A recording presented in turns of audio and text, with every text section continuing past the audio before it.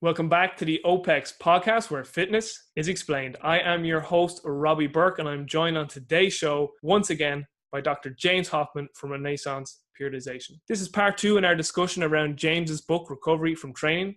On this episode, we cover therapeutic and supplementary strategies for recovery, the roadmap to recovery, and the recovery toolbox.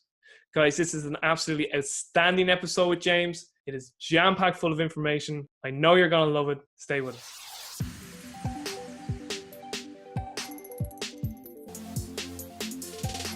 Thank you so much for coming back for part 2. I am really looking forward to getting into today's conversation. So first off, before we get going, how has your past 7 days been since we last spoke? It's been really good. It's been really gloomy, unfortunately, here in Southern California. We have like a whole week of overcast, which is like a really weird and a big bummer. But other than that, life's good. We're getting ready for, we're going to Australia, Singapore, and Bangkok next week with RP. So we're getting ready to get our traveling boots back on. And sounds like we're living in parallel universes, because the weather in Ireland at the moment is unbelievable. Is it? Yeah, it's like you can see like all of the parents and grandparents shoveling the kids out the door, saying, "Get out! You don't see this. You'll never see this again. Get out there. You won't see it for the rest of the year." And they're like, "What is that?" It's called the sun. Man, I was outside the other day for we had like a moment of sun, and I went outside for like 15 minutes. We went and had Mexican food, and I got sunburned in like 15 minutes of sitting outside. Serious? Weak. I got that Irish fair skin, man. It just takes like not much time, and bam. Here, what are you talking about? I'm the poster child for vitamin D deficiency, or vitamin D, as I call it. Hey, one more thing. Where's Piccolo? I still have to see Piccolo. I thought Piccolo was always in your camera. Where is he? He is around. Oh, he's like my cat. Talk about first world problems. My cat has at least 10 beds that he likes to lay around in the house. Right now, he's in one of the many beds covered in like 2 or 3 blankets. He's living large right now. So taking a nap. For the viewers and listeners, by first world problems, just before we hopped online, myself and James were just talking about like any problem we ever really complain about is just a first world problem. So like, I mean, to be like, I'm just speaking for myself here personally, but I know that from speaking to you before online, you're feeling the same on a mutual standpoint, that like our fucking lives we're so blessed, man. Yeah, absolutely. And that's like, I think my cat's a great example of that. Like, oh, I'm so tired of this bed. I'm going to go to the other one. Oh, so stressful. All right, so getting into today, part 2, as I said. So our first part, we covered recovery from training, and we got through the first 6 chapters. So we got as far as active recovery strategies. So we got chapters 7, 8, and 9 that I'd like to cover. So 7 is therapeutic and supplementary strategies. So this is where we get into those things that aren't as important. So if we were to make an analogy of this to the nutritional hierarchy, this would be like the supplements, that kind of last 1 to 5%. So we get into that now. After we get that done, if we have time, we probably won't, probably need a part 3 and 4, but it would be great if we could get onto the final chapter in the How Much I Should Train ebook, where you went over the volume landmarks for team sports, which I found very interesting because that's more my background. Yeah, I would love to. So I'll try and rip through this so we can have time to talk on everything. And if I start rambling too much, just cut me off. Be like, all right, that's good. Move on. Okay, so chapter 7, therapeutic and supplemental strategies. I think the first thing we cover in that is cold. Then we go into heat and then contrast. So we want to take away with those.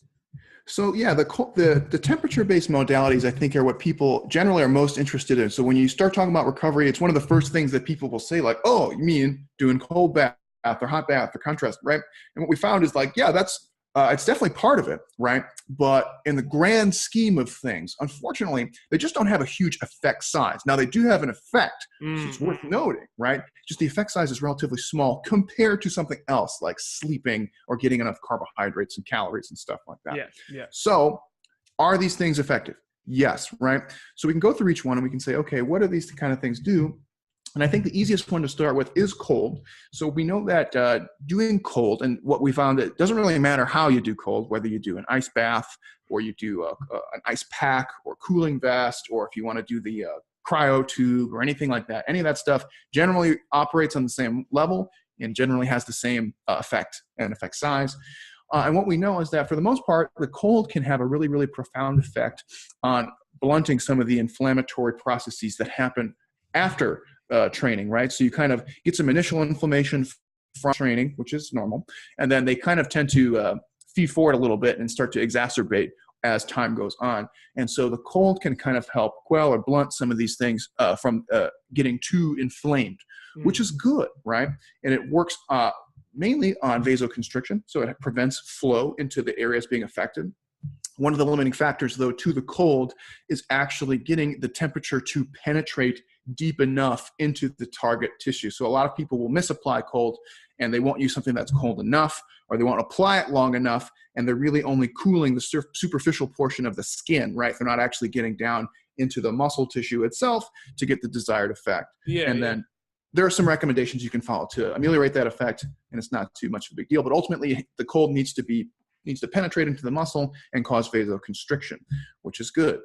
What we usually see is decreases in perception of pain and fatigue. And one of the cool things we see with cold, and one of the ones that is most noteworthy in our discussion on recovery, is it actually can improve recovery of exercise performance. And this is typically seen in what I like to call more sporting type movements. So if you ask somebody to do like a 1-rep max bench press, the cold might not be the best strategy to repeat that effort. But for things like jumping, sprinting, or like more complicated kind of coordinative sporting movements, it seems to have a positive effect on recuperating that lost performance from the initial stress of exercise or performance. So it does seem to have a useful effect. As we've probably have heard before, that effect does seem to come at a cost. So what we gain is a shorter recovery timeline, meaning you get back to performing at your baseline faster. What you tend to lose, and only to a small degree, is some of the adaptive potential you could have gotten from whatever training that you did. Now, this is the kind of the thing that I think people often misunderstand, where if you have somebody, let's say a soccer, football person, and let's say they got 2 or 3 matches in a week, how much fitness are they actually gaining from a soccer match? Basically none, almost none. They're mostly just maintaining their existing fitness or expressing their existing fitness. They're not really gaining any new fitness, and anything that they do gain is pretty marginal at best. So what is the limiting factor to their performance in the subsequent matches throughout the week? If they have a match on Monday or Tuesday, how are they going to perform on Thursday or Friday? Well, unfortunately, making adaptations is not the limiting factor. At that point, it's just recovering. So using something like an ice bath can help get them back to their baseline performance faster. So for that next match, maybe from Monday to Thursday, can help them get them back to where they were more effectively. But at the same time, we're not really worried about them making fitness adaptations because they're not really getting more fit at this point. They're just maintaining their fitness, and that's great. Where it becomes more of an issue is when people are chronically overusing them in their more general preparatory periods where they're trying to get more muscular, they're trying to get stronger, right? They're trying to actively gain fitness.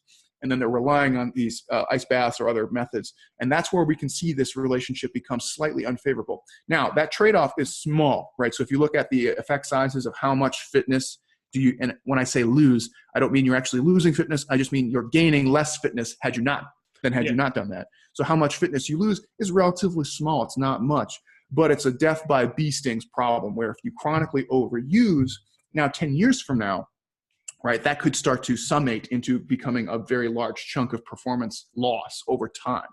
So that's kind of the issue there. But the cold is useful. I recommend it for when people are kind of like when they have in-season athletes or when you have bumps and bruises, pain that is preventing you from doing training or from doing your sport in that next session, right? So it's like, coach, my knees hurt so bad, I can't squat tomorrow. Okay, fine. Like put them in the ice bath, their knees will feel better. Now you can go and do your normal training. Hopefully there's no underlying problems, right? Like hopefully they haven't torn their meniscus or their ACL is hanging on by a thread, right? Hopefully that's not the problem.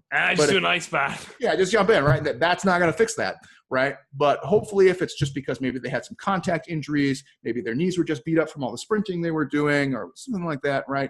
That's usually fine, right? So we usually recommend don't do it like in your general preparatory, even your specific preparatory periods. Save it for your competitive periods when you're emphasizing recovery over making fitness adaptations. And that's totally fine. I think a few things off that. So one thing with recovery strategies is that they're no different than training strategies in that, like, if you keep utilizing them, you build up a resistance to them.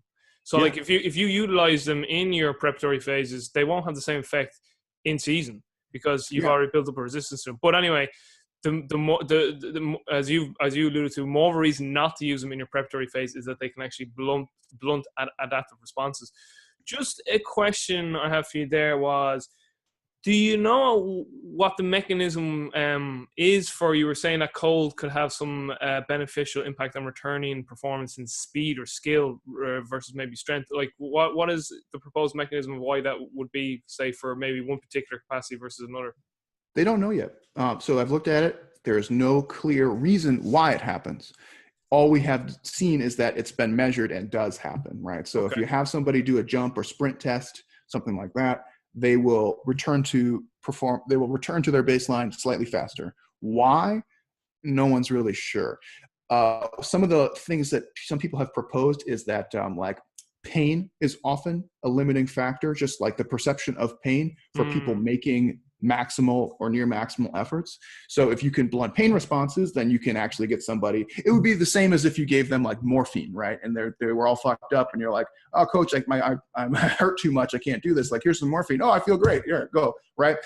But that's a Band-Aid, right? That's like they're fucked up for a reason, and all that is doing is covering that up and just saying like, "Here's a Band-Aid. Go back, and hopefully you don't get too fucked up," right? So we don't really know. It's unclear as to why the recovery of performance. There are some, they do suspect it has some kind of nervous system component, but that has not been fleshed out. So a lot of the studies that you can read on cold will allude to like a neuromuscular performance, not enhancement, but a neuromuscular performance recovery effect. What that is unclear at the moment. It's an area that I need to research more about, because just from like delving into certain people's work, now I know Eric Helms will like, he'll kill me for mentioning this guy's name because he thinks he's a quack, but Dr. Jack Kruse. So, you know, Jack Kruse, like he's spoken about the beneficial health effects of cold thermogenesis. But I remember a guy who I used to live with, John Dwyer. He actually had a book, and it was actually about cold, the adaptations to cold exposures. And like in that book, it talked about like some of the superhuman feats that humans can do. So like an example is just Wim Hof, the Iceman, and stuff that he's proven that he can do. Like some of the feats he's done, like, you know, the running marathons at like right up near the Antarctica in just a pair of shorts, and then he climbed Everest up to like almost like the last stage or something in just a pair of shorts. Like, and then crazy was it the immune tests he done where he said he could control his immune system, and the doctors like, you can't, that's under your autonomic nervous system's control. And then he proved he could, and then they're like, okay, you can do it, but you can't teach other people. And then he did. You know, this is actually, and this was done with conventional doctors, like, you know what I mean? It wasn't just like, you know, what people. Somebody just died recently too. I don't know if that was the same guy, but some guy tried to hike across the Antarctic and ended up getting sick and died. I don't think it was Wim Hof. I don't think it was him. It is an area I need to look into, because I know one thing Jack Kruse says is that he's like, most physiology research is done through warm adaptive environments. You know what I mean? So when people are and they're in warm adaptive, but he's like, nothing's really known about like what humans can achieve once they're in the cold and they're adapted to that cold environment, what they can do. And it gets right down into like physics and quantum physics, you know, that the electrons act completely differently in a cold temperature versus a hot temperature, and the energy and input and output, it's all like mad stuff like that. I'm not even going to pretend that I have any idea what's going on, but it's definitely an area I want to research more about. But just even exercise physiology, like core temperature is a huge limiter to exercise performance. Like you put somebody on a cycloergometer, volitional failure almost always coincides with core temperature. If you keep them cooler, volitional fatigue they'll go longer. It's one of those things like maintaining core temperature is a huge component of that. So who knows? Just before I move on there, so a little quick summary then with cold.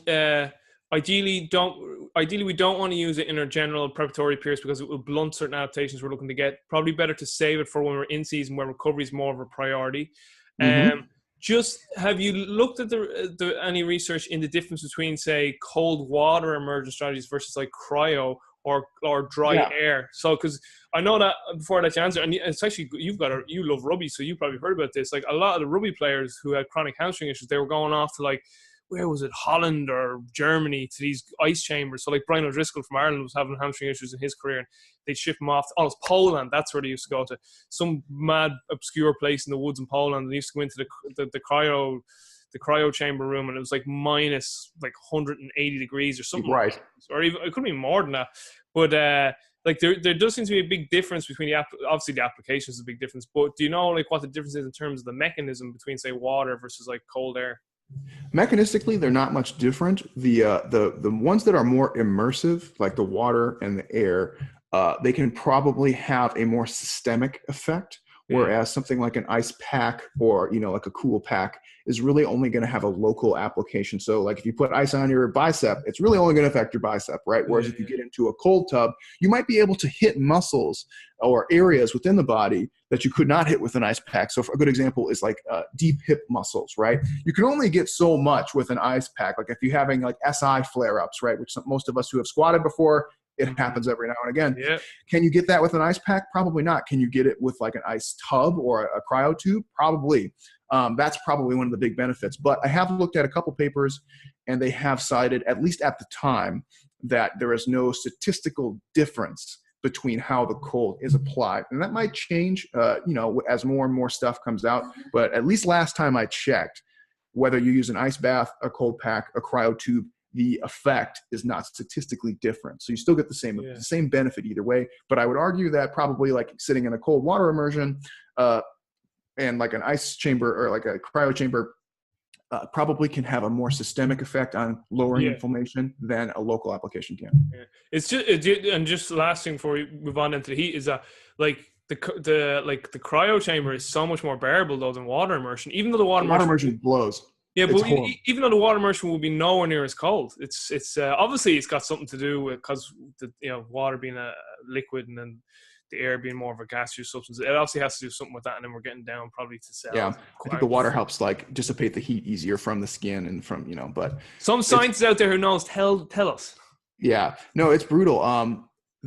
So they also have tried to say like, is there independent effects of water immersion than cold water, right? And they have found there are some effects of water immersion, but they are not super profound in terms of recovery. So the cold seems to be the bigger effect. Although there is an effect of water immersion, it's just not a super large effect, and it's really not. Is that because is that like so? Just so I understand more, are they trying to say is it the actual cold of the water, or is it more like the hydrostatic pressure of the water? That's correct. That was the question. So is it the hydrostatic pressure or is it the cold water? And it's a little bit of. All right, perfect. All right, moving on to heat, and one of the big things you touch on this is this sauna obsession. It's like, a little bit's good. I'm going to stay in here forever. Love sauna, dude. We were in Finland, and they fucking love that stuff. They absolutely love it. Yeah, sauna. So like, what we find is like heat's in small doses is okay. It's okay. So one of the benefits of heat application is that it enhances blood flow, whereas cold actually constricts blood flow. Heat enhances blood flow. And when blood flow is enhanced, we are better able to uptake nutrients such as carbohydrates, amino acids into the cell, as well as removing waste products like metabolites, hydrogen ions, other things that accumulate from exercise, etc. So there's a definite I don't want to say definite. Let me rephrase that. There is a proposed regenerative effect of using the heat because the heat can increase blood flow, and that is going to be has a huge impact on your ability to actually get things back into the cell itself. So glycogen, amino acids for protein synthesis, etc. So that's great. Does it seem to have a really big, profound effect on recovery of exercise performance? Not really, right? There are some papers that say it does help. There are plenty of papers that say it doesn't help. So the main benefits that we can derive from heat seem to be relaxation effects, analgesic effects. It helps decrease DOMS, and it can potentially help in cellular regeneration and tissue recovery. And then I would say also, anyone who's taken a nice warm bath before knows that it's also very relaxing, whereas jumping in a cold bath is horrible, right? So one of the things that's nice about the hot bath is that you can get in it and you get a twofer, right? Where you get in, you can promote mental and physical relaxation, and you get the benefits of the heat. Unfortunately, very similar relationship that we see with the cold, where you gain a slightly enhanced recovery effect, you still have that same trade-off through slightly different mechanisms of losing some of the adaptive potential. So one of the things that we see, right, is from exercise, if you accumulate a lot of metabolites in the cell from doing your high energy output stuff, like doing glycolysis, a lot of those things tend to accumulate in the cell before they get shuttled off into the blood. The presence of those things in high quantities can start to set off some of the cellular cascades needed for muscle growth, strength, and tissue repair. Mm. So one of the things that we see is actually like flushing out, increasing flow can flush out the metabolites, and the metabolites can enhance things like muscle growth. Yeah. So we do see a negative potential of, I don't want to say negative, but a potential drawback to using that strategy. So same kind of idea that we saw with cold. You gain some recovery at the cost of the adaptive potential. It's a trade-off, right? Like it can be used effectively at certain times. I like the heat because you get the relaxation effect, but at the same time, you don't get a recovery of performance effect. And that's like a huge neg, right? Where it's like, okay, well, the whole point is for me to get back on my feet and perform well. This doesn't necessarily help facilitate that. So that's a drawback to using the heat, but it can help in tissue regeneration. So if you have a lot of like structural issues, damage issues, that could be useful. And I think going on to the next one, right, is contrast, where you say, okay, now I'm actually kind of using both strategies at the same time. I like contrast in theory, right? There seems to be some good support behind it. It seems to kind of get the best of both, where it's like, okay, I'm reducing inflammation. I have some kind of neuromuscular recovery effect. And I'm also trying to work on regenerating damaged tissues. To me, that's like a 1-2 punch. They generally can show some recovery of exercise performance. It's more consistent than heat alone. Maybe not quite as consistent as cold alone, but generally, I think it's fair to say that contrast does provide recovery of exercise performance. It can help reduce DOMS, edema, perception of fatigue, and all the things that we already mentioned. So the thing with contrast, right, is that it's a bitch to do. It's a pain in the ass. And you might be thinking, like, how hard could it be? Well, it's like, okay, well, if you want to do water immersion in contrast, you have to have 2 tubs ready to go. And you might be like, okay, well, that's not a big deal. Okay, well, like if you're in a house, you have to have 2 bathtubs, and they're probably not in the same room, right? So now you have to have somebody in one tub going across the house, soaking wet, into another tub. They're moving around, they're slipping and tripping hazards, and they're never able to actually physically and psychologically relax, in my opinion, right? Because now you're saying, okay, 5 minutes, I'm shocking you in the cold. Now you have to get up and go somewhere else. 5 minutes here, and now I'm going to have you get up and go back, shock you in the cold again, right? That's stressful. It's not promoting a full sort of comprehensive relaxation, which we know is very important. However, that being said, it does seem to have a positive effect, including those same drawbacks that we already mentioned. So I like contrast. I think it's kind of hard to use. If you're in a collegiate setting, like an NCAA setting, or you work at university or any of those things, it's easier to do because the athletic training rooms or the physio rooms will have those tubs ready to go, and you can just kind of hop back and forth, and it's not as hard. Yeah. Trying to do it on your own in your home or something like that, forget it, man. Unless you live like in Finland, where it's freezing outside and you can just jump in the lake and then jump back in the sauna. That's like, okay, that's like the redneck version of that, but that would work. That would be the same effect, you know? Yeah, I think too, like something like contrast baths, there's a few things there. Like for the average like weekend warrior, it probably isn't going to be practical, given like the example you gave there. Like, you know, like people don't usually have 2 bathtubs back to back. But at the same time, the weekend warrior is probably the person who doesn't need to be doing that, because they're not hitting any of the major recovery strategies that we've previously spoken about in the last episode and that are covered earlier on in the book. So really, recovery is not a limiting factor for them. It's probably they're probably not even training enough to warrant that. Exactly. Yeah. So like, I mean, like the sort of the individuals who do benefit from that are usually, you know, high level athletes who are in situations where they have access to that if they want to use it. But it is interesting. I think the relaxation thing is an important thing, because even just getting up, getting out, like that is a kind of a factor there. The other thing I just want to ask about is, before we go on to our compression-based recovery modalities, what are your recommendations for time durations in the cold, heat, and contrast? And do you have any like sets and reps setups, or what would you go with there? Yeah, actually, I do have some of those. I don't remember them off the top of my head. He's pulling something up on his laptop. I got to pull it up on my laptop because I don't remember. It's actually in one of the chapters in the recovery book. Honestly, I have to write this stuff down because there's so many just little details here and there. It's hard to remember. But if you give me a minute, I'll pull it up and then I can give you. Okay, there's that. Yeah. Okay, so if you go and look through the papers individually, right, you will find very, very explicit recommendations about the actual temperature that things should be, whether it's hot or cold. you will find that there are a lot of different protocols for the heat, the cold, or the contrast. So in the recovery book, I consolidated them into the ones that I thought were the most consistently applied and most practically able to do. So our recommendations for a cold were usually just doing 15 to 20 minute bouts with repetitions as needed immediately after training. Why immediately after training? Well, that's because that is exactly when all of the inflammatory processes are going to start ramping up, because you just did all that stressful overload training, or you just did a really hard, sport performance session. Now shit's going to start, the wheels are going to start turning. You're going to become inflamed, right? So you need to blunt that inflammation right away. Just before you go on there, but you would recommend that in season? In season, correct. Yeah, because someone not necessarily general preparatory or specific preparatory times. You could do it. You could do it if they had let's just say somebody took a couple slide tackles on a practice, right? Yeah. And they're like, dude, I am really hurting. And that's fine. All right. Your ankle, your knee, or your hips hurting because you took a couple more contacts. Go ahead, jump in the ice bath, so that for the purpose of you being able to train at your normal capacity in the upcoming training session, right? If they're just dogging it and they're like, oh, coach, I want to do this or that. Nah, shut up. Just take the pain and deal with it. This is part of your sport. You're going to take some hits. You're going to have good and bad days. That's normal. It's okay. Yeah. But don't over rely on those things.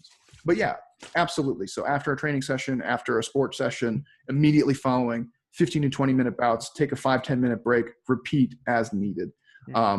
There's no real consensus on total time or how much or how little is needed. So generally we just say as kind of take reps as needed on that one.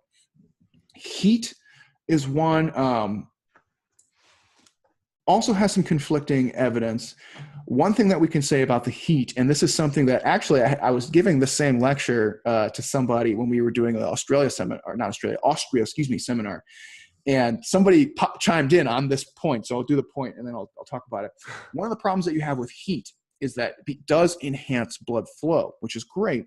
The problem with that is that if you apply that immediately following a really hard training session or a hard sports session, it can exacerbate swelling really, really bad. Yeah. So what you can see is when people are having a lot of lymphatic swelling or edema or anything like that, if you put them in heat, it actually gets worse. And we had somebody, and I said that in the Austria seminar, and they were like, yeah, I did that. And because they had a knee injury, they went into the heat and then their knee blew up to the size of a watermelon or something really bad. I was like, yeah, that can happen. It's really, really gnarly. Had you not heard of the Rice principle? God damn it. All right. Exactly. So we generally recommend don't do heat immediately following exercise. Generally, we say just wait a couple hours before you do that, after most of that stuff has settled down, and then you can apply heat as needed. Generally, we don't recommend doing more than 20, 30 minutes at a time. Once you start getting into that 45 minutes to an hour, you really start getting into the heat stress problem, where now instead of enhancing flow, you have enhanced flow, but you're also adding heat stress at the same time, also compounding with dehydration, things like that. So there's kind of diminishing returns, probably somewhere around 30-ish minutes on the heat. So probably not a lot more than that. Take a break, and if you want to come back and do it again later, that's fine. Just don't do it right after training. That's what we recommend. So when you say when you say for the cold and the heat, these blocks of time, do you mean that block of time all in one go, or are you dividing that block of time up into mini blocks? So if I'm applying cold for 15 to 20 minutes, am I doing that all in one go, or am I doing that in 4 or 5 minute blocks? That would be in one go, and then take a break, 5-10 minute break, and then do it again. Right. So this might be a process that goes on for over an hour or two. Oh, wow. I mean? Yeah. So it's a lot. Yeah. That is a long time. Because the only real sort of supplementary recovery strategies I've ever used in my playing career was contrast. And we just did literally 1 minute cold, 1 minute hot, 1 minute cold, 1 minute hot. I think actually we used to go, for some reason, I don't know, and again, they used to say go hot, cold, hot, cold, hot, cold, finish on cold. It was 1 minute of each. Oh, okay. Yeah. So contrast is another one where there's no consistent best protocol. So what we found with contrast is anywhere between 0 to 90 minutes after training. Why 0 to 90 minutes? Well, you can see benefits of reducing inflammation and the 0 minute mark, but then you also have the problem of exacerbating swelling and edema upwards of 90 minutes. So it's a hard one to put a timeline on, because you have a beneficial period limitation and you have a negative effect of the heat period. So we said anywhere between 0 and 90 minutes post-training is probably okay. Yeah. And then what I have found is that they recommend alternating bouts of hot and cold for a total duration of 10 to 30 minutes with no consistent like repetition time. It doesn't really seem to matter. So usually we say you can do it evenly, you can do it asymmetrically. So if you want to do like 5 on, 5 cold, like 5 hot, 5 cold, all they say is that a total time of somewhere between 10 and 30 minutes of alternating seems to be good. And it doesn't seem to matter which one you end on, which was an interesting point that I found. So it doesn't seem to matter if you end on cold or end on hot. So you recommend, yeah, because I just see that's a great book. Yeah, it's in my references actually on the recovery book. I like that book. It's a very traditional kind of classic sports scientist thing where it's like, here's a bunch of topics, here's a bunch of papers on the topics, and like kind of they give you really good information. And a lot of the stuff that I drew from our book was from that book too. That's one of the big references that we used. One limitation on that book is that sometimes the implementation strategies are a bit vague, where it's like, here's like 10 papers and here's what they did, like figure it out on your own. I love that. I know that. It's kind of like we do need to cover this topic in a book, but we don't know about it. So we'll just be really vague. So we'll see. Yes. It's like I know what you're talking about when you're reading it and you read it, and it's just kind of like, I don't know if you've ever seen an episode of The Simpsons where Milhouse goes missing and they asked Chief Wiggum, so will these dogs find their son and bring him back alive, or will they find him and kill him? And Chief Wiggum goes, they'll find him and they'll... And the dad goes, sorry, you didn't answer my question. You just mumbled off. Yeah, that's how that book is. And I don't want to make it sound negative, because I actually really enjoyed that book and I loved it. It's just, like I said, it's very classic sports science-y, where it's like topics, papers, question mark, right? Like here's just a bunch of information and not a lot of conclusions, not a lot of practical strategies. And that's one of the, like, after reading that book, for me, I was like, recovery, the book that we are putting together has to have the strategies in a practical way. And we also have to emphasize like the magnitudes of the effect, which you don't get a feel for in that book. That book's just like, okay, you have all these crazy things that you can do. And at the end of the book, you're left wondering which are the ones that I should focus on, which are the ones that are the most worth my time. And you don't really get a straight answer on it. Perfect. And that's one of the things that we wanted to do and say like, okay, there is a hierarchy here that's worth noting. Yeah. And that's the key thing that you come back to. So like, I think it's a good time right now to reiterate the point that we're talking about like the minutiae here now. Yeah. So it's like when we start talking about supplements and nutrition again, it's just like, Colin, if we haven't taken care of calories and macros and timing and composition, there's no point in getting into the supplements. The same here with the recovery strategies. If we haven't covered like volumes of training, the passive recovery strategies like sleep and relaxation, stress management, and then your nutrition and then active recovery, then we're putting a cart way before horse. And just to let the viewers and listeners know, in the ebook here, in fairness to James, he on every one of these strategies, in terms of the supplemental, he has how to apply it. So it is right here. So for the cold, you say 15 to 20 minutes is widely accepted. With breaks of 5 to 20 minutes, and then with the heat, you have with the heat, that's the contrast I brought up there. With the heat, you have typically around 20-25 minutes to apply the heat, and you have it all there too. And then you also have special considerations that come after how to apply it. So in fairness, that's great. And then with the contrast that we just spoke on just there, I like this one actually. So, and again, you actually referenced that recovery book. I'm not even going to try and pronounce those names. I'm going to butcher them. But the title, Inigo, Mujica, and Hosworth. Yeah, there's a mouthful. Yeah. So recovery from sports performance. And the people who wonder why I held up a paper and not a book, it's because I have the book printed out. So I just took the page. That particular researcher, Inigo Mujica, he is actually famous for his book on tapering. I have that book actually as well. It's the same guy. What a cool name. Yeah, it's a sweet name. Totally sweet. So he's a great, and I don't want to make it sound like that book's not great. It's definitely great. It's worth your time. And I read it front to back and it was wonderful. But like I said, it does have it's classic sports science, which has some limitations. And so we're trying to bring in that new age of sports science where we say, yeah, there's information, but then we need to consolidate it and tell people how to use it too. So it's a great book. Check it out. But yeah, so like, all these things are great and they have their use, But at the same time, it's like, okay, this is only something that you might do a handful of times throughout the year. It's not a staple, and the effect is small, right? It's like, again, it's like a Band-Aid, right? Where it's in the grand scheme of things, you have to eat, you have to sleep, you have to train, do all this stuff. So I actually think the bigger and better message that people can take away from this particular area in the book that we're talking about, so again, the supplementary strategies, is that they can be detrimental. So like, because I think again, it's people first of all, again, putting the cart before the horse, like trying to cover up bad sleep and nutrition with like all these fancy recovery protocols, be it be it hot cold contrast, or that we're going to speak about next, the compression garments. And then it's actually doing too much of it that could actually blunt adaptations, particularly if we're in an off-season or pre-season component. But as well, just with the contrast there, how to apply it, you have it there too, start with 5 to 7 minutes of heat followed by 1 to 2 minutes of cold, and then you can do it upwards of between 10 to 30 minutes. So actually the protocols are there. I think actually the reason why what would be good there, James, if you because you use tables and graphs out for everything else, it probably would be good to consolidate that in a little table maybe. Yeah, and in the there is a table later on that does have like the short condensed version later, where it's like, here's the quick and dirty for each one of these. All right, so compression based modalities. So you got static, basic garments you can wear, and then the dynamic, where it's like things like Normatec. So maybe we just want to touch into them bad boys. Yeah, so we can kind of talk about them collectively, but so the static compression is one that is very, very well documented at this point. There's lots of studies, lots of research. You can find it. It's really, really well supported.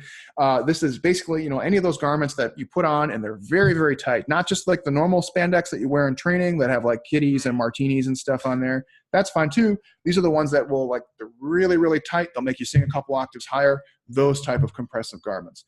And what we find is that these also do seem to have an effect. They operate very similar to the heat through a slightly different mechanism, but their main operating point is that they increase blood flow to the applied area, which has those same aforementioned benefits. So that's good. The thing that we see with compression is that the effect size is small, meaning per time spent doing this, the outcome that you get is not much. But it is something, and it is supported, right? So again, very, very small effect size. And these are really, really good at managing things like swelling, edema, pain, lymph drainage, and potentially enhancing muscle blood flow. One thing that we actually do see with compression, which we didn't see with heat, is that it does seem to consistently enhance recovery of exercise performance. Not fully understood exactly why, but it does seem to come up semi-regularly. So it does seem to have a more consistent effect on recovering exercise performance. I really like these. I have somebody who suffers periodically from tendinitis, and I have found this to be really efficacious for me. I use the arm sleeves, and I find it's one of those, I just slap it on there. You just set it and forget it. You don't have to do anything. All you do is just put it on and you just wear it the rest of the day. You might not be getting a huge effect, and some of it might even be placebo, and that's fine. But I do seem to find that when I do wear them, in conjunction with being smarter with my training when flare-ups happen, it does seem to expedite that process a little bit faster so that I can get back to normal a little bit quicker. So I have found that to be really, really useful. You can wear the fancy ones, like the Normatec ones, which is the dynamic compression, where you actually are getting pulsatile waves of compressed air. It's basically, if you guys have never seen one of these before, it's like snow pants. If you can imagine a big pair of snow pants where it's hooked up to an air compressor and they blow up really big and they squeeze your legs. I think they're class. I think they're deadly looking. They're awesome. They look like a NASA spacesuit. Yeah, they do. I've actually had the pleasure. I bought a set for our lab when I was working at Temple, and so I have a lot of experience using them now. I like it. I think it's great. And one of the things, have you ever used them, Rob? Yeah, you get so relaxed. That's the other confounding variable again, isn't it? Bam. Yep. So again, another confounder, but it's a twofer at the very least, right? So you say, okay, the nice thing about the dynamic compression is it immobilizes your athlete also. They can't do anything. Even if you put the arms on, they can't do anything. They're stuck. So it's nice because you can kind of double or even triple up. So you can plop your athlete on the couch, put them in the Normatec pants, make them relax, and then you can even give them some food and say, all right, have a meal. Boom. Now you got 3, right? You got relaxation, compression, and nutrition, right? That's awesome. So that's a good way of stacking them up. What is the magnitude of the effect? Not much. The thing that we have to note with dynamic compression, and I think we did an okay job in the book of this, is that there's just not very many papers specifically on dynamic compression, whereas static compression has a mountain of evidence, right? Well, that's great. Can we say definitively, if we want to be real nitpicky and anal, which we should be, that dynamic compression is definitely an effective strategy? No. Is it reasonable to assume, or at least is it reasonable to think that dynamic compression operates mechanistically the same way, or largely the same way, that static compression does, and probably has the same outcomes? I think that's reasonable, right? I think it would be unreasonable to assume that it's something completely, distinctly, absolutely different than static compression. Are there some subtle differences that are possibly there? I think so. But I think it's fair to say that it operates largely the same way, and it has largely the same outcomes. Do we know that to be true, 100% true? No, we don't know that to be true. There's more papers coming out. At the time we wrote the book, there was only like one. Then as we were writing the book, like one more came out. And I think one more has come out very recently. So we're talking about like less than 5 papers specifically on dynamic compression. If you want to ask my opinion, I think it's great because I have used it in the field. I've used it on myself. I think it operates just like the static ones do. And you get that extra benefit of the relaxation effect. I mean, you can fall asleep in those bad boys if you're not paying attention. And that's actually what happened to me when I wore them. I wore them when I was over in Exos in Arizona. I was just like sitting down. I was like 20 minutes there. I was like, oh shit. Oh, yep. Yeah. So that's, I think it's wonderful for a variety of reasons. So, there's kind of like an asterisk next to the dynamic one where we say very likely, but cannot say with certainty at the moment, that this one's good. But I like the compression ones. What I really like about it is, again, you just kind of put it on and you don't have to do anything, especially the static ones. You can put the leggings on, you can put the socks on, you can put the sleeves on, and you just leave it on. You don't have to like take time out of your day. It's not stressful. It doesn't disrupt the training process for the athlete. It doesn't disrupt your home life. You just put it on and you just walk around, do your thing, and then take it off when you just want it to be off. So that's what I like about those. But again, it's not a game changer. It's something that has a very tiny effect size. It's worth mentioning. It can be useful, but it is not a game changer by any means. Again, it's more of a Band-Aid type thing.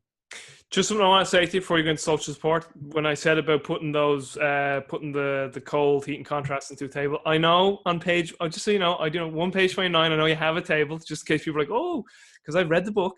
I know. Yeah, what I meant was if you had a table where it had like the sets and reps of like, because the table. Oh, the different protocols. Yeah. The table. I got you. Table 129, time and use, and then application. Like say application, you just have the 15 to 20 minute bouts, and then. But I mean, if you had like maybe like so like for the cold contrast, like 5-7 minutes of hot, 1 to 2 cold, this many times or something like that.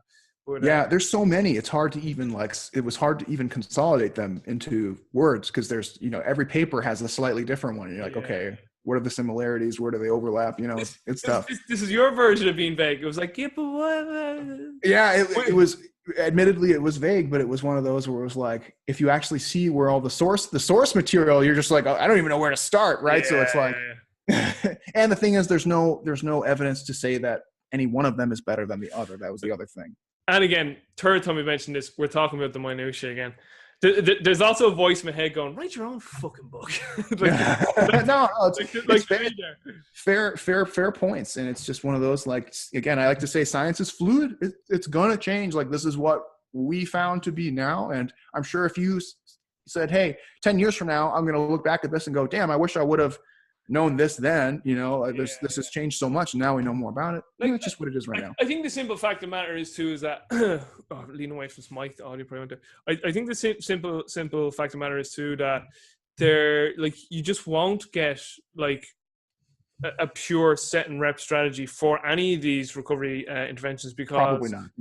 Because the main thing is that everyone in to some extent is an N01. Like you're going to get such individual responses to each one of these.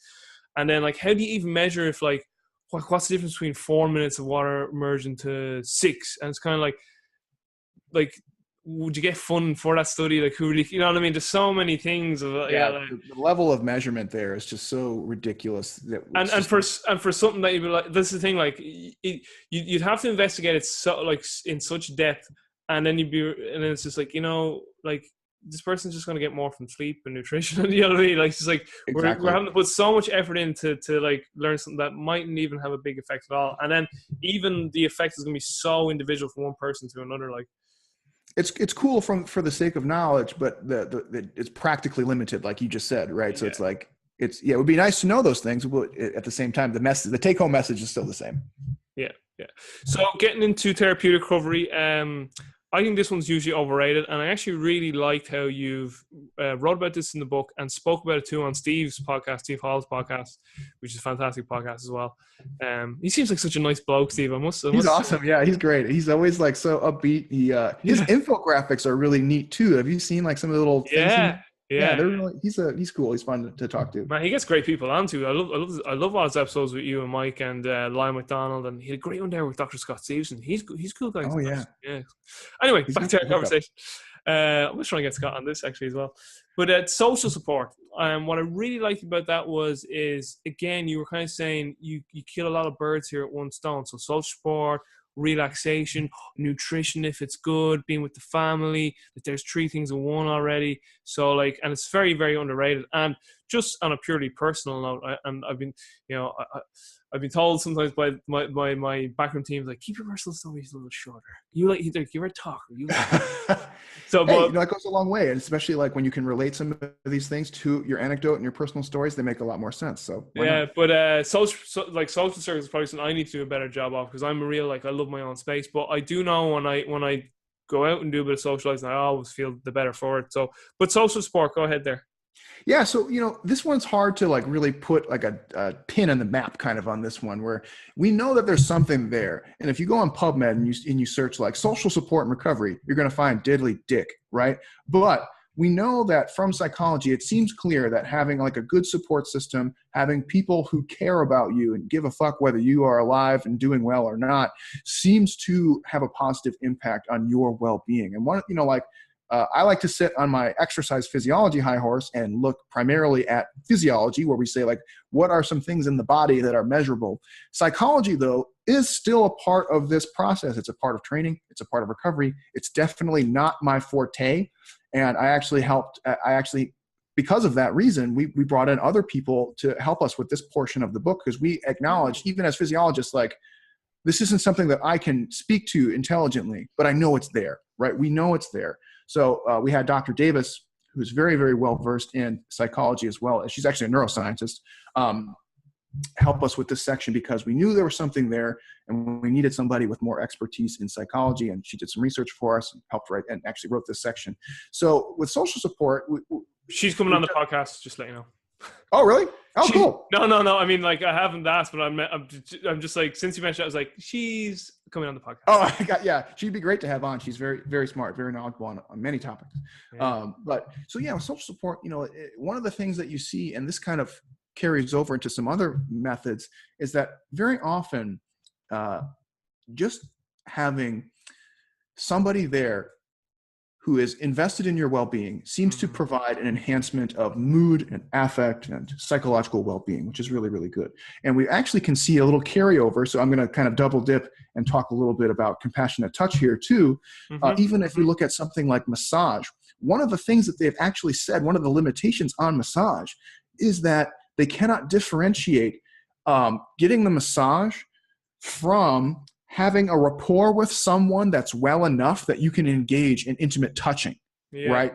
Because, and that kind of ties back into social support, right? Where it's like, you have a relationship with somebody that is so strong that you can engage in physical, intimate touch with them. That seems to have a positive effect. And that is a theme that reoccurs in the massage research many times, where they say they cannot differentiate the therapy from having a therapist. Yes. So it's one of those where, do we think it's a super strong one?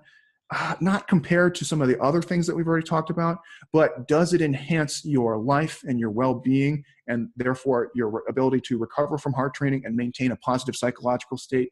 Yes, absolutely. Surrounding yourself with people who, your friends, your family, people who care about you, and even leaning on your coaches, your therapists, or people that you can go to and trust and know that have your well-being in mind, are things that will help you with things like stress management and relaxation. I think for me, it's kind of like more of a catalyst to enhancing some of these other things, where you're like, I need to do a better job on relaxation and maybe nutrition and stress management and all these things. And social support can be kind of an avenue, a catalyst to promoting these things in a more efficient and more effective way. So we think it's really good. It's hard to like I said, put a pin in the map on this one, because it's kind of hard to lock down into a distinct category with a distinct effect size. It is a little bit more broad and vague, but I think what is worth saying and what I think is fair at the current time is that this is something that can enhance your well-being and your psychological component of recovery and like kind of autonomic regulation. So I think it's definitely worth people's time. But again, if you're like, you can go the other route, right? Where you say like, I'm going to spend my time hanging out at the bars with my friends, doing a lot of social support, but not doing a lot of sleep or, you know, like other things, right? So that's when it goes too far, where maybe now you're actually seeing a negative effect there. So there's a definite dose response, and that dose might increase as levels of stress increase, but there's probably a diminishing return at some point, right? Where now you're just doing social support and you're not training. You're fucking off doing whatever with your friends. So we think it's good. Yeah, a few things. That first off, if you're a really like left brain analytical, I love right angles on objectivity and quantifying things, like you're the person that hates this shit. Like, you know, you can't you also have to measure stuff, just like you can't measure like things like social support really. Like, it's like trying to say like, you know, prove love exists. It's just like, but we've all felt love, but like you can't like, you know, prove it to me in a research study. But it's funny you mentioned that social support, because recently on a podcast, see, I am taking notes when I'm going. You're rocking it. Recently on a podcast, it's a guy called Dr. Rusciario. He's really good. How he first came across him was Ben House. You familiar with Ben House? Yeah. It doesn't ring a bell. You really like Ben House. People call me the Irish Connector because like I seem to like fucking know so many people. Like, That's good. Ben, I've had him on my own podcast. I'm really trying to get him on this podcast too. So he's PhD in nutrition. He lives in Costa Rica. His website is Functional Medicine Costa Rica, but he'd have a big background too in strength and conditioning, big background then in functional medicine, and like he does these retreats in Costa Rica, and they're like amazing. I got to know him through Pat Davis, Dr. Pat Davis, and I think I mentioned Pat in our last podcast. But they were at a retreat. Dr. Rusciario was at a retreat, and Dr. Brian Walsh gave a presentation, and his presentation, Altus will be delighted. Altus, I'm giving you some airtime. Oh, there you go. Yeah.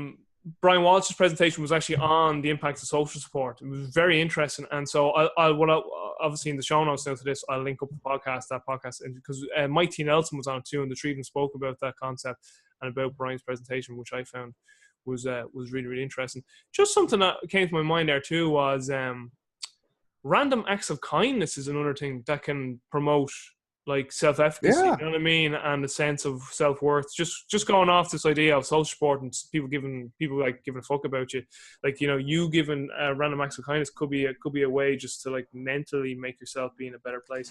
And I think that ties into like this idea of also like internal locus of control, where it's like your life is in your hands. Your life is not just circumstance of other people. If you want to feel positive, maybe you should do random acts of kindness, and maybe those will be paid back to you, and that will, you know, like feedback. And like you might say like, oh well, my life is shit and I don't have any friends and like all these bad things happen to me. You're just deflecting that internal locus of control. What you need to be thinking about is like, how can I enhance my life? Maybe I should be nicer to other people like you're suggesting, and maybe I'll make more friends and have more social support at that point. You know, like you got to keep the ball is in your court, right? But you can't just be a victim to the world.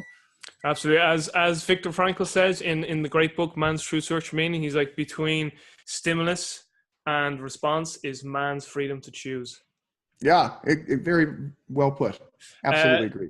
A final thing, just on that, not our complete final thing, a final thing that you just brought to my mind, and I've had this discussion with Danny Lennon, and I've heard Ben Escrow speak about it on Danny's podcast, and it's something I've tried to convey with multiple other people over the last maybe 18 months, 2 years, 3 years or so, over the last significant period of time anyway. Well, significant period of time, depends on what we're talking about. We're talking evolution or just in the grand scheme of a life. But you get what I mean. Yeah. Is this concept of like, what is then, so I'm kind of just skewing a bit to health here now, because what you mentioned there was a really good thing. You were like, you know, if you're off socializing, but you're not, you know, you're socializing at 2, 3 in the morning and you're not sleeping, it's like, well, now like we're kind of in a gray zone. But like, when we talk about like true health, or let's just say even our conversation of recovery, But again, I'm talking more about just total optimal health. And I know health and sports performance and all that are two completely different things, which is another topic we can get into. But it's kind of like, what is health? So what I mean with that is, let's say for this, you're someone, right, that will just say, eats an appropriate diet for you, exercises, sleeps and all that.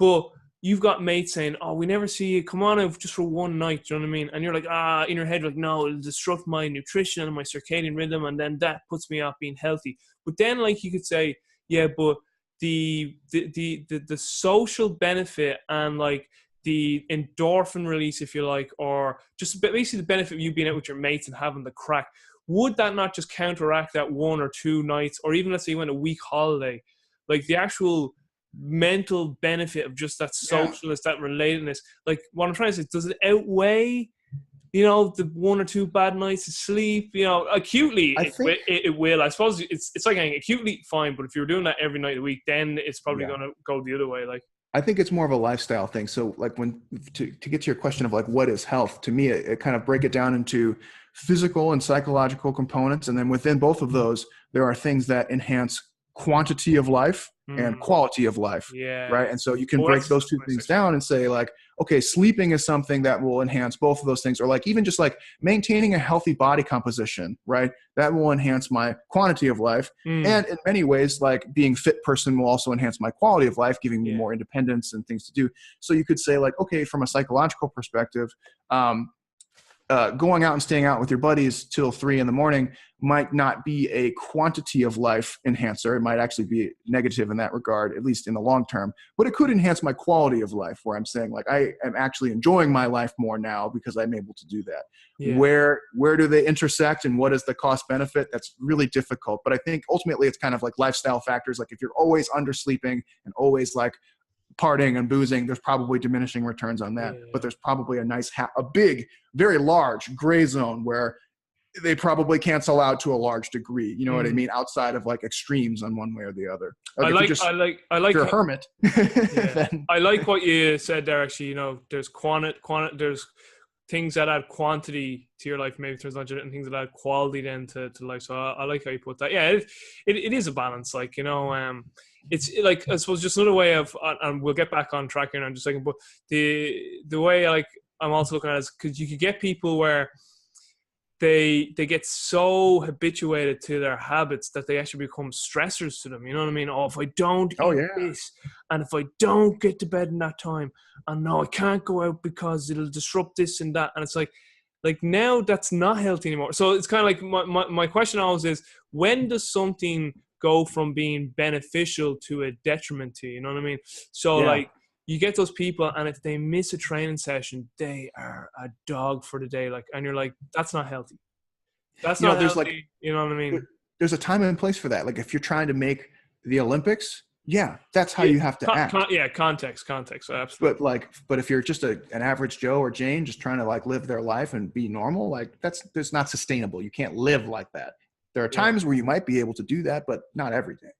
Like, and I had a great conversation with a friend of mine, Dominic Munley, who's a personal trainer here, and loads of people. And like, these are internal struggles that I have on a day-to-day basis. Like, so you're like, let's just, you're going to the gym and you're like, you're right, getting ready now for a session. Then you meet someone, and like, you're kind of like, oh, how you doing? And like, one party's like, be nice, stop, be present with this person. And then like, there's that self where I go, I want to go to the gym, want to go to the gym. You know what I mean? And like, I struggle with that all the time. This other part. Yeah, and like, this other part is like, you relax. It's one gym session. You might be 5 minutes later. In the grand scheme of your life, it's fine. What's more important is how you interact with this person. So like, you're still like, I'm still like trying to be better at that. Like, I still have my like old school Chicago guard up. When people come up to me, they're like, "Hey man," and I'm like, "Whoa, back up, get out of my face." Like, I always just like worried somebody's like trying to accost me. And I do that here in California too, where everyone's really nice. And there was some like poor kid outside of Target, like doing a fundraiser, and he walked up like, "Excuse me, sir," and I put my hand up like, "No." And Mel was like, "Did you just really shut this poor little kid down?" And I was like, "I just can't help it. I can't. I'm stuck." I'm trying. I'm working on unconditional love for myself, so I forgive myself what I've just done. Yeah, exactly. When you realize you're constantly forgiving yourself every day, you're like, I'm just an asshole. Yeah. Yeah. Why does this keep coming up? All right, we get back on track. Sorry for the listeners there. I went off there. In the show notes on the timeline, I'll just write from this minute to this minute. Robbie just went off. Okay. But so last one we got here is electrical stimulation. Now there's a lot of people who put a lot of stock in this. Again, it definitely is one of the applications that comes under the minutia, but there is a lot of people who put a stock in electrical stimulation. I think particularly from the work of Charlie Francis. Like, I know that anyone that kind of would have worked with Charlie would have definitely spoke about the beneficial effects of e-stim, and there's so many different types of e-stims in terms of, like, you know, the power inputs and all that type of stuff. Like, even in Supertraining, there's a whole like section where, like, I remember reading it, I was like, Jesus Christ, like, he keeps, don't do it here, don't do it there, this way, you can put this in your brain, don't put that one on your brain. But yeah, get into e-stim and what you discovered in your research.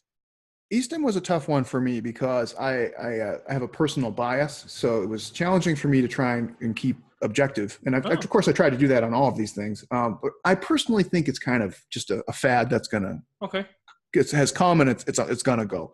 What does the actual research on e-stim say? Well, the research is kind of tit for tat. There does seem to be papers that seem to suggest that there is an effect on recovery, and there are probably an equal number of papers that say doesn't seem to be much there, right? So e-stim is something that has been used in like for sports therapy, physical therapy, athletic training, sports physios. Those type of people have been using e-stim for injury management, pain management, recovery from injury, all those things for a very long time, efficaciously. And that's great, right? So people then said, okay, well, if it's being used there, can we use it for recovering from training?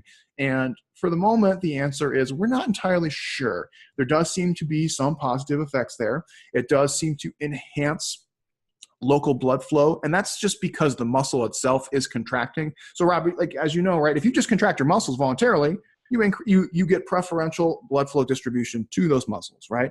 e-stim operates largely on that same way. This time, instead of voluntary, it's involuntary. So it does seem to enhance blood flow. It does seem to help manage in pain. Outside of that, it doesn't seem to do anything notable for recovery of exercise performance or really anything else. So I personally would say, even if there is a positive effect of e-stim, which there very well could be, and it might just not have enough time to have fleshed out yet, and that I think that's fair. So even if there is an effect there, it would probably fall into this category of not being very powerful, first of all. And part two, this is kind of like my personal stake on this, and you can take it or leave it, and I'm not trying to sell this as fact, but they have tried to compare the effects of e-stim to active recovery and like doing light sessions. And for me, if I'm thinking about it, I'm like, okay, well, I signed up to do rugby, or I signed up to be a bodybuilder or powerlifter, whatever, right? I wanted to go in and do those activities. I wanted to go in and lift weights. I wanted to go and throw and kick the rugby ball around and take a few hits every now and again, right? Do I want to promote recovery by taking some like active recovery and light sessions where I can go in and work on my training skills and my sports skills? Or do I want to just sit on the couch and have it zap my muscles in like a non-specific way?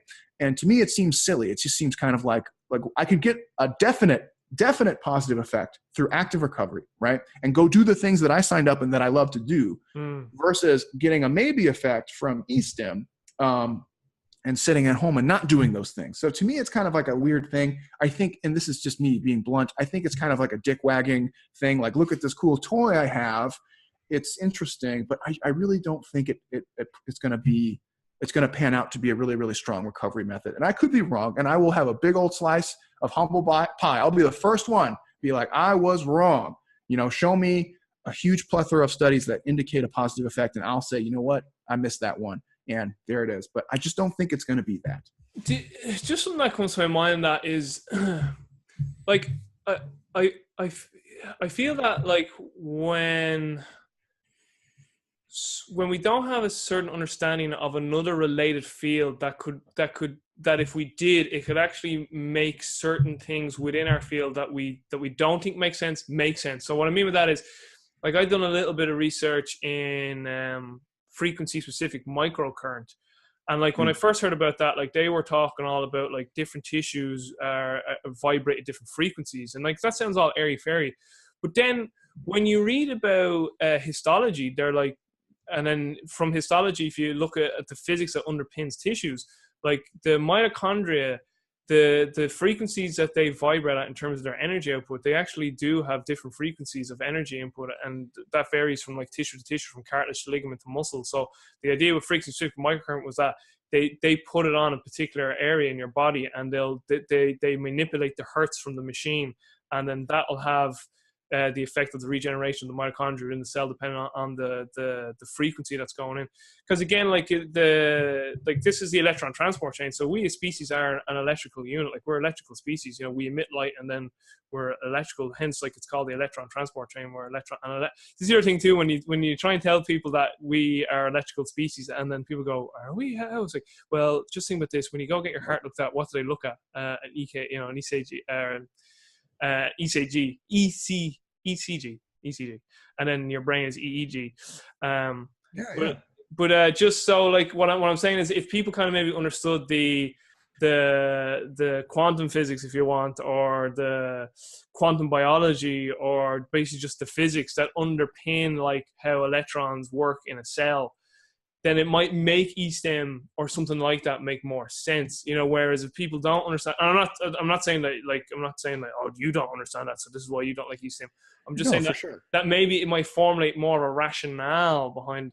So like, that's why, as James Smith, one of my friends and mentors, always says, is like, it's just knowledge. We just lack of knowledge. Like, if the more we know, the more we can connect, maybe then it can make more sense of everything. Because if you are only looking at something through this lens, but something over here could make sense of what you're looking at here, you go, oh, now I can see. So that's just something that comes into my mind about that maybe if we understood maybe more of the physics or the quantum physics underneath something like eSTEM, it might make more sense to us. Now, that's not to say it will or anything. Yeah, and that very well could be true. It's just at the moment, it's not showing a consistency in its effect. That's kind of what I take contention with it, where I'm like, show me a consistent effect, and then we have something to look into, right? But now it's like, I show you one paper, you show me another that is contrary to that. So at the moment, all that means is that it's in its infancy of research, and this is very common in research, where you can get conflicting results, and it just needs more time. It needs more time to pan out. My opinion is that it will not pan out to be as positive as some of the other methods, and that's why we put it in there. We thought it's worth mentioning, because there are papers that do show an effect, but there are others that don't. So it's up for debate at the moment. Yeah. I think too, it's just because my head has been in a lot of mitochondria research lately. Like, there's a guy, Doug Wallace. He's like one of the head guys in the world on mitochondrial medicine. Like, he's the guy who actually apparently discovered that we inherit all our mitochondria from our mother. And just as well, going through my physiology module in my master's, like, so much was obviously on like energy production, and like getting right down then into like, I think the mitochondria, like, is such a mystery. It produces its own DNA. It's a double biolayer, whereas all the other organelles aren't.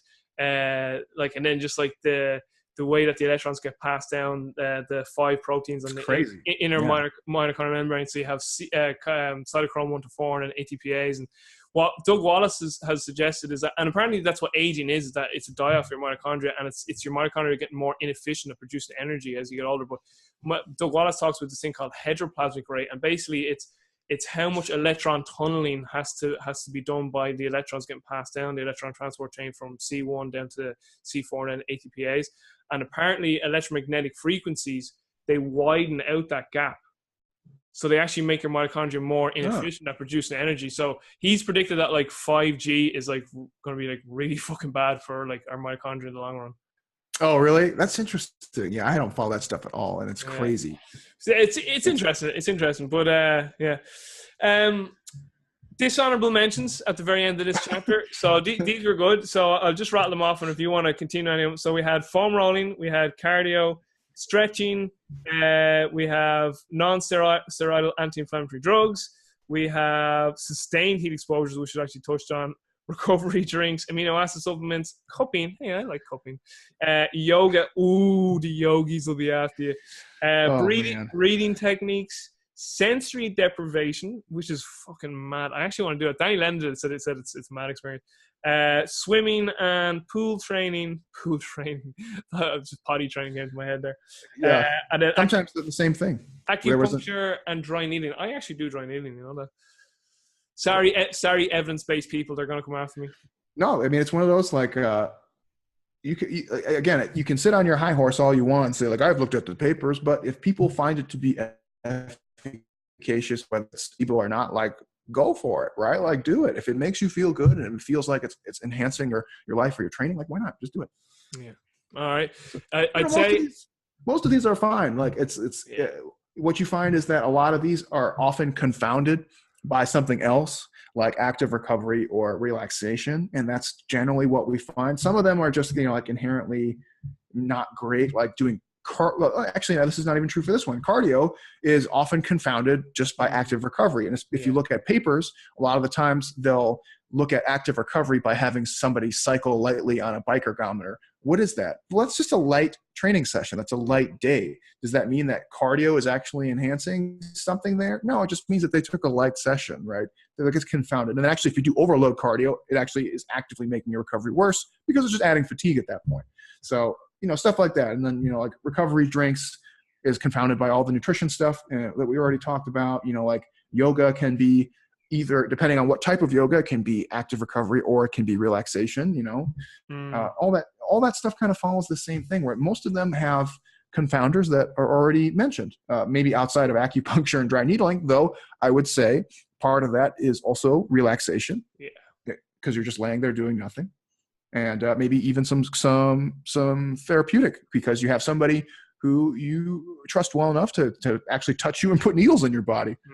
Well, acupuncture is way more relaxing than dry needling. Like, is actually where you go after trigger point. But again, this goes back to, we actually didn't speak about this online, but in Joel Jameson's HRV manual, which I showed to you before we got online, where he speaks about people who are, this could be a potential way of individualizing recovery strategies, and that you might have individuals who are more wired sympathetically and individuals who are wired more parasympathetically. And I know just from manual therapy that I've done over the years that, again, even though there's no good evidence to support that, in terms of evidence base, but just again from observation and then just like anecdotal evidence, I definitely have seen that individual. So an example would have been, I remember this girl, she did like an injury to her calf, and I remember she rang me and she's like, the girls tell me you do dry needling now. Do you think they'll work on my calf? And like, straight away I'm like, listen, I need to assess you before I decide what any intervention I do. Like, I didn't say that to her, but in my head I'm just like, I'll come down tomorrow, I'll see you. So I come down and see her, and then like I could see her, she's like I don't mind needles, but like it works. So straight away I was like, no way I'm putting needle in this girl. She she's already having a stress response. So like literally all I done was just lightly massage it, and then 2 days later she's like, my calf is perfect, you're amazing. All she needed was just compassionate touch and someone to like listen to her. Whereas I have like my other, say a male friend of mine, I could stick 400 needles in him and he'd be like, stick more in, this is great, I love it. And he'd get off the table, that was amazing. Like, and I'd be hitting mad trigger points, like, and you get the twitch response. He's just a masochist. Yeah, but that would relax him though, he loves that. Oh yeah, stick it in there, you know what I mean? That should be a soundbite. That's a good lifestyle motto. Yeah, stick it in there. Yeah. So just the summary then there on those supplementary and therapeutic. So we went over cold, we went over heat, we went over contrast, compression, we went into static and dynamic. Then we went into our therapeutic. So we had social support, compassionate touch, and then we talked about e-stim and then some dishonorable mentions. So that's chapter 7. We are definitely going to have to do a part 3 and 4 because we ain't going to get everything covered. But oh my goodness. We'll go as far as what we're on. I got 10-ish minutes, so we'll start with recovery roadmap. I really like this. I'd say maybe even the graphics in that are very good. So you might. Dr. Davis. That was all her. Dr. Davis. If you want to pull them up there, you can. It's up to yourself. Yeah. But the three main things on recovery, roadmap recovery, we have pre-planned strategies, concurrent, and supplemental. And this, remember I said this about 2 or 3 times for Hoffmann line.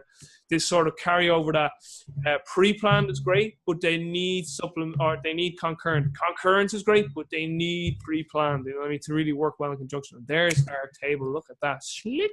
Okay, my man, let's go ahead. I'll show up now 10 minutes and you can rattle this one off. All right. So, we kind of wanted to like a visualization. So if you've gone through the whole book at this point, you're probably like, what the fuck? There's so much stuff. Where do we even start? Right. And so we wanted kind of like a systematic approach where we say like, okay, we have all this stuff. We need to integrate it into my training plan or my annual plan, whatever you're doing. Right. I just want to be able to see it. And I think if I see it, it'll make sense. So we had kind of this like flow chart here. And I think this really came together nicely. So at the top, we can see there's chronic undertraining and chronic overtraining and training within the MRV. So essentially this is like our prerequisite choke point step. And we already beat this to death on the last episode. But essentially, if you are somebody who is not training within their volume landmarks, meaning not consistently in that MEV to MRV range, somewhere in there, your ability to recover is not a limiting factor to you performing well or continuing to get better over time. You simply just need to train more at this point. There's nothing that you're going to do after this point that will enhance your performance outside of just spending more time either in the gym or on the pitch, right? You just need to train more, period. End of story. On the other side is chronic overtraining. So either training at your MRV all the time or exceeding your MRV.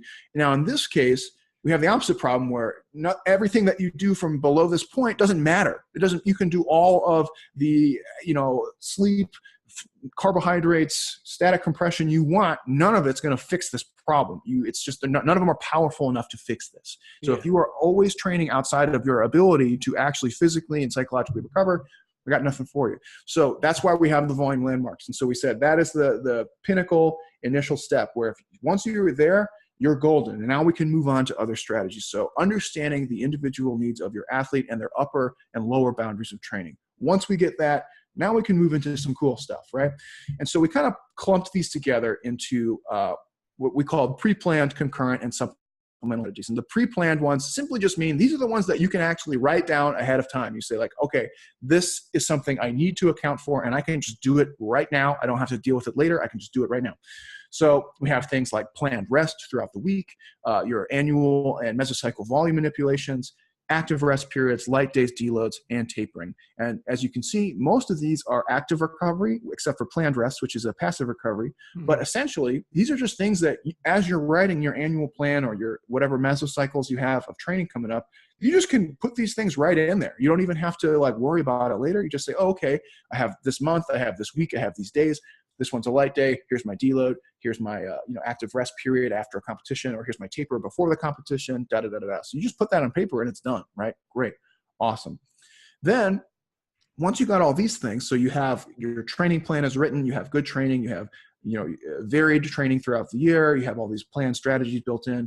Now we move into things that you do while you're throughout the training process. So our concurrent strategies are things that you do throughout training, right? Now you have some that are planned. Now these are things that you kind of do as part of your lifestyle while you're in the training process. So we have our big passive ones, right? Like sleep, relaxation, stress management.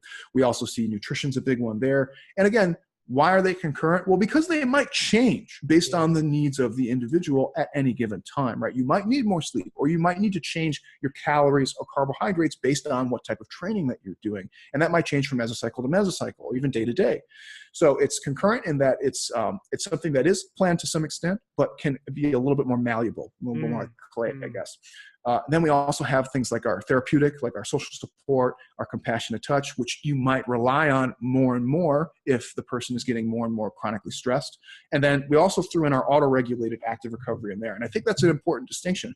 And we kind of already talked about this, but we said, active recovery is great, but it doesn't have to be pre-planned only. If you shit the bed week 2 in your training cycle, it doesn't mean you have to grind out another 2 weeks of training. You can go ahead and make adjustments right then and there. Does it mean that you should make adjustments every time you have a bad day? No. And that's why we had those markers in the, I think it was chapter 1 or 2, where we say there's a bunch of markers you can look at. And once you get a physical, a psychological, and a performance, now you can actually use auto-regulation. Now you can say definitively, my athlete is not in the acceptable training state that they should be in.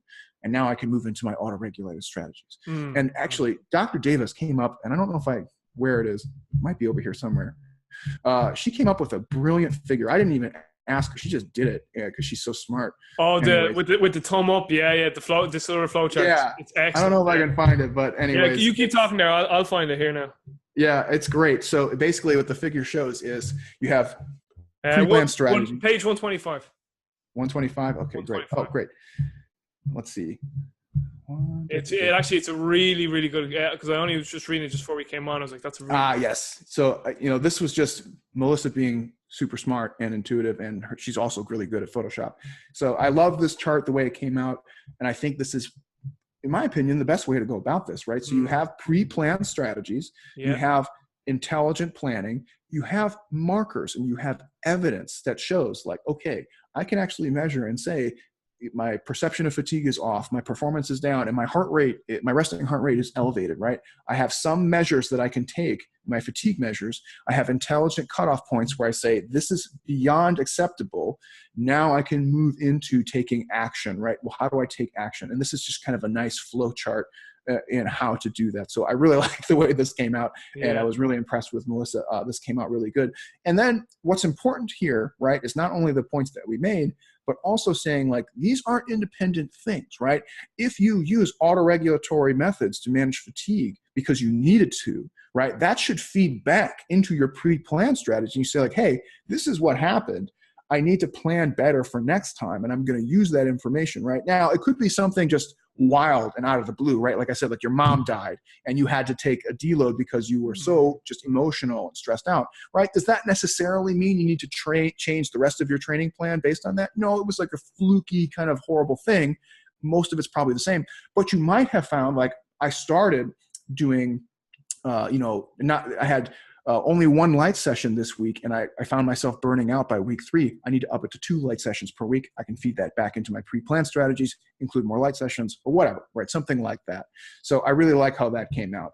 And that's really how our concurrent strategies work, right? We're going to look at what lifestyle modifications do I have to make to support the rigors of really, really hard training. And I think that's kind of the big take home on the concurrent. Right now we're saying, I have good training. I have pre-planned fatigue management. Now, and to get the best out of this training that I've made, I have to change my lifestyle. I can't just assume that my shit lifestyle, my dirtbag lifestyle that I was leading before is acceptable anymore. Now I have to look at things like, am I sleeping enough? Am I relaxing enough? Am I eating enough to support the hard stuff that I'm already doing, right? So that's a lot of boxes, right? From this point, this is a lot of things. I mean, even just this preemptive, like the MRV step, this might take you like a year to figure out, right? Before you can even get into some of these things. And then you have to write a training program with fatigue management. And then you have to assess your lifestyle, and you have to make sure you're doing your calories. You have to know like what your average calories per day and how much carbohydrates you need and how much sleep and relaxation you need throughout the day. It's a lot of stuff, right? It's a lot of boxes to check. Only after you've checked all of those boxes, should you consider moving into these supplemental recovery strategies. And I think that's really profound, because usually this is where people go first. They say, I'm thinking about recovery more. Let me go to the supplemental strategies. They don't think of it as supplemental strategies, but they go like, let me look at ice. Let me look at compression, right? And this is, again, something you probably only need to consider after you've done all the other legwork. And there is a substantial amount of legwork to be done. But once you have done that, now you can look at some of these other ones, which are situationally useful. And we already kind of touched on those on today's podcast. But you can start looking at them and saying, are these something that can help me? I need that last little inch. I need that last couple percentage to get myself exactly where I need to be. And boom, these are some things that can help you kind of bridge that last couple percentage points. So something actually I read in the book just before we hopped online, and I thought it really summed up one of the major takeaways in the book, was that you were saying most people come to me and ask, what can I add to aid my recovery? And you were like, to be honest, the answer to, or the question should be, what can I take away? Like, what should I not be doing so that I can actually enhance recovery? It's almost like the question people go, what should I eat to lose weight? And it's like, have a little think about that question. Yeah. Have a think about that question. The other really unique thing in that chapter too, not unique. The other very good concept or point you brought up in that chapter was, and the reason why this resonated with me, because I've done so much reading lately in skill acquisition, and that talks so much about how our perceptions shape the way we learn from a motor learning and perspective.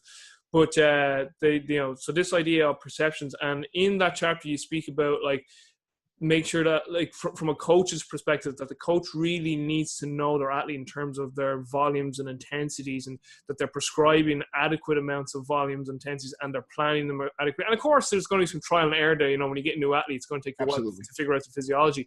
But this is I think you'll find this interesting. Maybe if you haven't thought about this, because this is really what I'm getting interested in lately too, is that. And then Christian Thibodeau, I know he's doing some work with the neurotype, and I know the science behind that is bollocks. Like, there's nothing to say that, like, there's no good science behind it. But again, listen, ideas are good to talk about and put out there, because that's how we continue to learn and question things. But the point I'm trying to get across is this. I'm going along with about this. If you have a coach that's merged up with an athlete, but the coach is portraying his perceptions of what's high volume, high intensity from their experiences as an athlete onto an athlete, like it's like, so. And then you could pair up. This is where the personality, so the neurotyping from Christian comes in. Like, so he has like these 5 neurotypes. You know, 1A, 1B, 2A, 2B, and a type C. Or sorry, a type 3. And he's like, they're so different. And he's like, if you took like a type 3 coach type 3 person needs lots of certainty and is regimented and doesn't like variation, and you marry them up to like a 1A who likes lots of variation, or I think 1B likes even more. Well, 1's like variation anyway.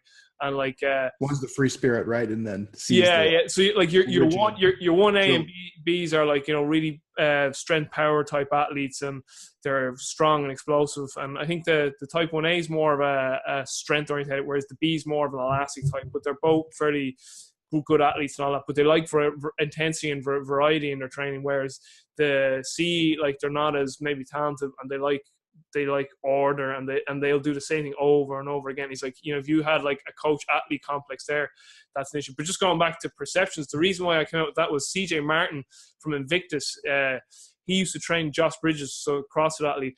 And CJ was telling a story about, like, he was giving Josh like his training programs, and Josh was like, this isn't enough. And CJ like, what are you talking about? This is crazy volume intensities. But CJ was basing it off his perceptions from his experiences when he did CrossFit, and he's like, I was under training Josh. And just goes back to your whole thing of why, like, training volumes is like the most important thing in this whole recovery book. Like, so if you're over or under, if you're under, you don't need to recover from anything, and if you're over, there's nothing else we can do until you sort that out.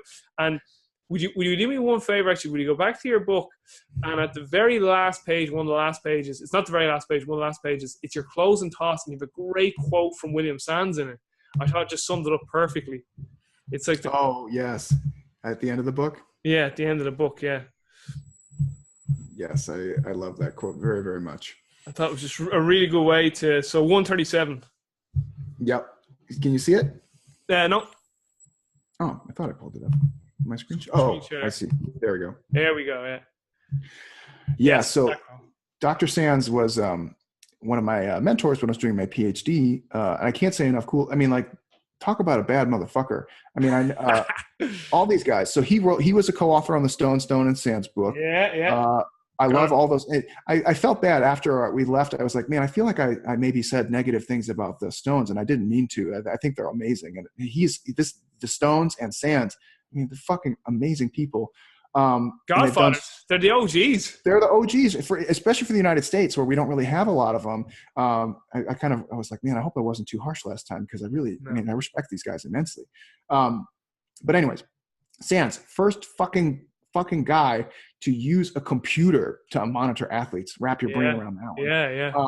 So anyways, I love this quote. It's in several of his articles. It's important to note that recovery adaptive strategies and techniques are not sufficiently powerful to overcome stupid coaching, bad planning, or a lack of talent.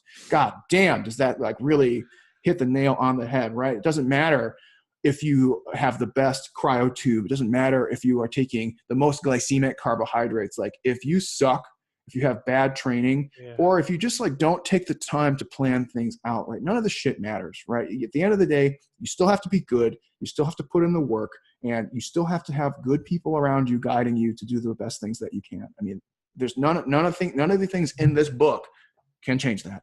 And I love it. I think it was just such a brilliant thing. I always actually, when I give this talk, when we do seminars, that comes up first. That's the first thing I say. I'm like, boom, if this doesn't set the tone for you, I don't know what else will, because this is important. So. Okay, and then the final thing I'll do, and then we'll wrap up. If you just pull it back, so the last thing we didn't discuss, but we'll definitely discuss this the next time. And I know that you're going to be busy now for the next couple of weeks of traveling, but we'll get you back on. probably maybe in July. We'll sort something out. But on page 131 on chapter 9, I love this chapter, the recovery toolbox, because it just summarizes the topics that you covered. So basically, for the viewers and listeners, what James covers here is that if you're trying to decide if something is worth putting into your recovery toolbox, these are the questions you need to go through. So what have we got here? You got 3 minutes to like maybe just summarize. Okay, yeah. So like this is, part of this was kind of my part. The book, this part of the book was written more for me because we get a lot of questions like, what do you think about this? What do you think about this? What do you think about this? Right. So this was kind of for me. So like when people read the book, they can see like, this is my thought process. And I hope that it is helpful to you. So, there's kind of just several questions like, what does the literature say? What are the mechanisms of this method? Can it be confounded by something else, right? Is there like a time scale? Do I have any personal experience with these things, right? And it's basically just kind of like a system of questions that I go through personally when you look at something. And I'm not saying this is like the purest, most best way to do it, but coming from a sports scientist, hopefully it's helpful for other people, like, is there any science? Is there any literature on this method? And if there's not, right, like, what can we say about it? Well, not much, unfortunately. All we can fall back on is anecdote, and anecdote is, it's crapshoot. So who knows? Is there science on it? Does it actually have any direct mechanisms that we can look at where we say, okay, for sure, we know how this operates, right?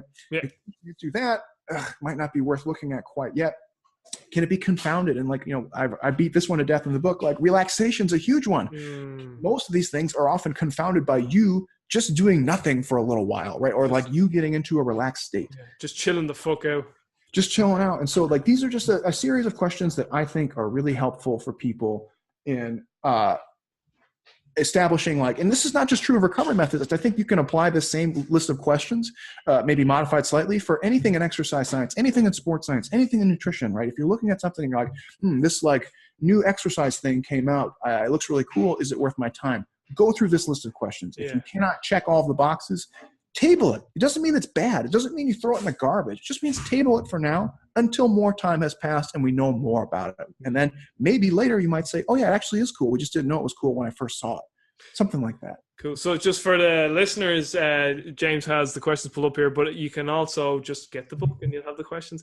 But the one I really liked they're all great, but the one I found very interesting was what is the potential magnitude effect. So you talked about statistical significance versus the actual magnitude of its effects. So something kind of like can be statistically significant, but only have a very small effect size, and then vice versa, which I found very interesting.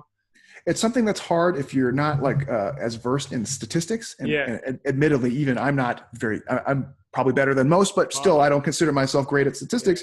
If you're reading through papers, and especially if you're just looking at abstracts, it's really easy to be like, oh, compression, it's statistically significant. Like that must mean it's good, right? Well, then you really read into it and you're like, oh, well, mathematically it's different than not doing compression.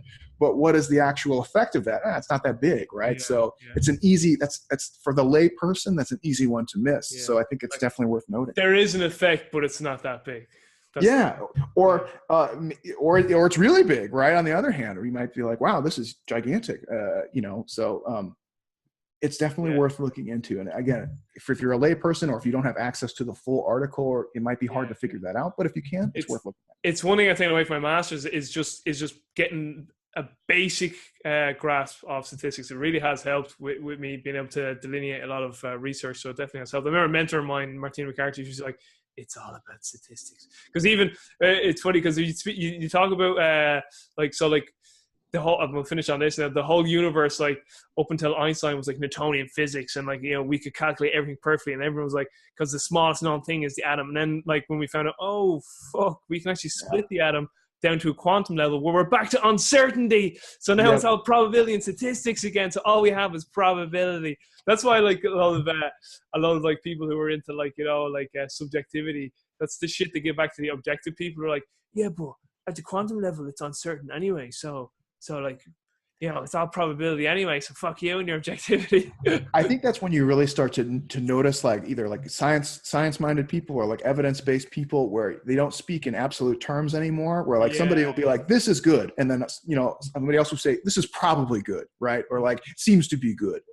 We're fairly confident. we're confident that it has a positive effect, right? It's like you can never, even so, you know, I don't want to like get off too crazy here, but like a lot of people are saying, well, like scientists are always atheists, right? Like scientists are always atheists, this weird thing. We're like, no, they're probably more agnostic. They say like the probability of that is small, or you know what I mean? It's like you get a science-minded person, they don't speak in like black and white, light side, dark side of the force, you know, God, not God. It's like all probabilities. It's like, it's not don't start getting into God. We'll speak all day. Yeah, no, I just that somebody said that the other day. They're like, I was like, no, I think like you said, in terms of math and probabilities, I find some things to be likely, I find some things to be less likely. Or what does the evidence say? Listen, atheism is like another form of faith in itself. So it is like really. Yeah, exactly. And it's just one of those silly things. Like science-minded people generally don't look at absolute terms, right? There's almost never an absolute answer. It's always statistics. As a great mentor of mine, Dan Fast said, is like everything lives on the spectrum. Yeah, like spectrum. Absolutely. Hoffman, James. Are we doing a third? We're gonna come back. A third? This is gonna be like the Fast and the Furious. It'll be fucking 10 of these sequels. But here, amazing. No, this has been really fun. We've had some really good discussions. Listen, I have more. Well, I definitely want to get into the volume landmarks around team sports. But listen, I'm going to wrap up the show now. So, viewers, listeners, thank you so much for tuning in. If you watch this, listen, I really appreciate it. You know, the same thing every podcast and video interview host says. YouTube channel, subscribe if you haven't. Subscribe to us on iTunes, whatever iPod app you like to listen on. Or listen to a podcast on. But for me, Robbie Burke of OPEX Fitness, thanks a million for listening. And from Dr. James Hoffmann. Thanks for listening. It's been great. All right. And just in case you didn't know, chose the Lions t-shirt real quick. He was wearing the Lions jersey. Oh, yeah, representing. He was representing the Lions. All right. See you later, guys. Peace.